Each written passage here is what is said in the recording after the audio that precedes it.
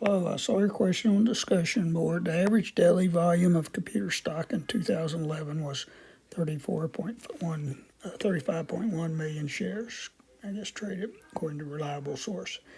Stock analysis, I believe the analyst has believed the stock volume 2018 is different. So they take a random sample of 30 days in 2018. They found the sample mean to be 226.7 million shares traded. Standard deviation 14.6 million. Test the hypothesis, constructing 95% confidence interval. Looks like you did the other parts right. You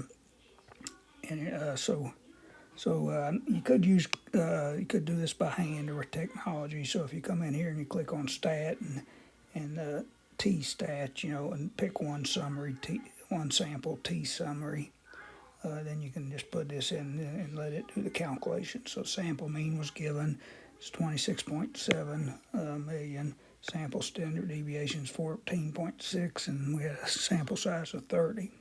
And you come down here, you want to click this radio button, and it's 95% confidence interval. Click compute, it'll give you these two values for the lower and upper limit.